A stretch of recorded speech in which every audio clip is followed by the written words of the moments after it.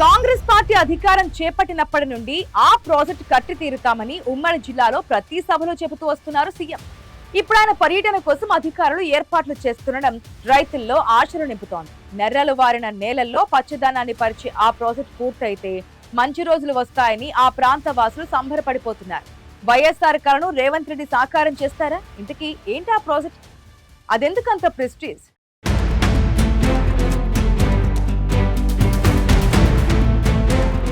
2 దశాబ్దాలుగా అడవుల జిల్లా ప్రజలను ఊరిస్తూనే ఉందా ప్రాజెక్టు.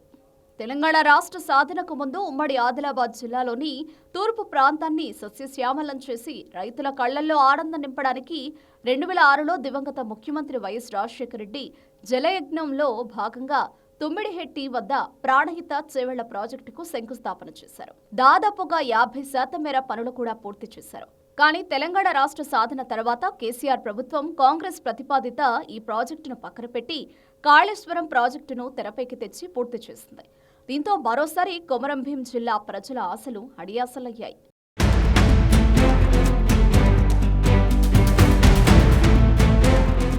తుమ్మిడిహెట్టి దగ్గర ప్రాజెక్టు నిర్మాణం జరిగితే సిర్పూర్, ఆసిఫాబాద్, బెల్లంపల్లి, మంచిర్యాల నియోజకవర్గాలకు సాగు, తాగునీరు కూడా అందేది. కాళేశ్వరం ప్రాజెక్టు నిర్మాణం తర్వాత ఇక తుమ్మిడిహెట్టి కథ కంచికే అనే చర్చలు కూడా జిల్లాలో కొనసాగాయి. ప్రాజెక్టు ఆగిపోవడంతో ఇతర జిల్లాలకు వలసలు మొదలయ్యాయి.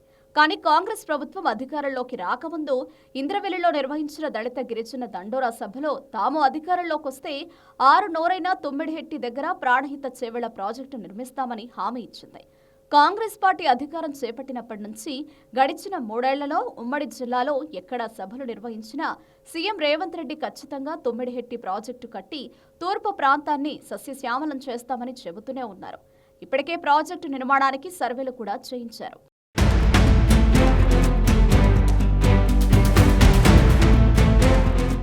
అయితే కాంగ్రెస్ పార్టీ అధికారంలోకి వచ్చి 3 ఏళ్లవుతున్నా అడుగు ముందుకు పడకపోవడం, సర్వేల దగ్గరే ఆగడంతో ప్రాజెక్టు నిర్మాణం అవుతుందా లేదా అనే సందిగ్ధత కూడా జిల్లా ప్రజల్లో ఉంది.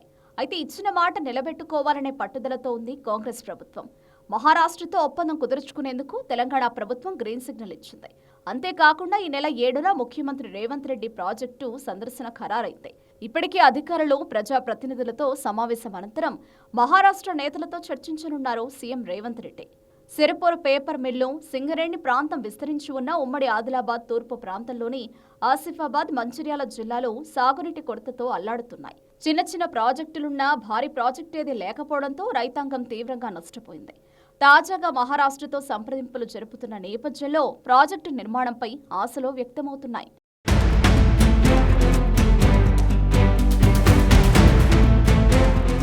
తుమ్మిడిహెట్టి ప్రాజెక్టు పూర్తయితే తూర్పు జిల్లాకు 1,00,000 ఎకరాలకు పైగా సాగునీరు అందుతుందని రైతాంగం ఆశిస్తోంది. సిర్పూరు, ఆసిఫాబాద్, బెల్లంపల్లి, మంచిర్యాల, చెన్నూరు నియోజకవర్గాలకు ఈ ప్రాజెక్టు ఒక వరంగా మారుతుందని భావిస్తున్నారు.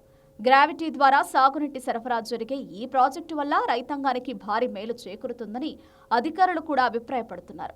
గత ప్రభుత్వం ఇక్కడ ప్రాజెక్టును పక్కన పెట్టడం వల్ల 5 నియోజకవర్గాల రైతులకు తీరని అన్యాయం జరిగిందంటున్నారు. తాజాగా రాష్ట్ర ప్రభుత్వం మహారాష్ట్రతో ఒప్పందానికి సిద్ధపడడంతో రైతాంగంలో కొత్త ఆశలు చిగురిస్తున్నాయి. ప్రాణహిత నదిపై నిర్మించుకున్న కొత్త ప్రాజెక్టు విషయంలో తెలంగాణ ప్రభుత్వం స్పీడ్ పెంచింది. బీఆర్ఎస్ ప్రభుత్వ హయాంలో నిర్లక్ష్యం చేసిన ఈ ప్రాజెక్టును సీఎం రేవంత్ సారథ్యంలోని కాంగ్రెస్ ప్రభుత్వం తెరపైకి తెచ్చింది. మహారాష్ట్రతో ఉన్న జల వివాదాలను పరిష్కరించి ఎట్టి పరిస్థితుల్లోనూ ప్రాజెక్టు నిర్మాణం చేపట్టాలనే పట్టుదలతో ఉంది ప్రభుత్వం. మహారాష్ట్రతో చర్చలకు ముందు స్థానిక ఇంజనీరింగ్ అధికారులతో పాటు ఇరిగేషన్ అధికారులు, స్థానిక ప్రజా ప్రతినిధులతో ముఖ్యమంత్రి సమావేశం కానున్నారు. ఈ సమావేశం తర్వాత త్వరలోనే మహారాష్ట్రకు వెళ్లి అక్కడి ముఖ్యమంత్రి దేవేంద్ర ఫడ్నవీస్తో భేటీ అవుతారని చెబుతున్నారు.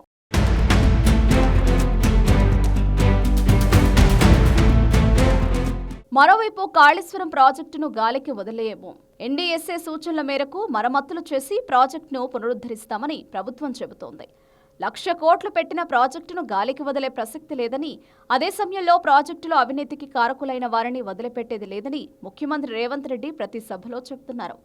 కాళేశ్వరం అవినీతిపై వెంటనే సీబీఐ విచారణ చేయకపోతే నిర్దిష్టమైన కార్యాచరణతో ముందుకెడతామంటోంది ప్రభుత్వం.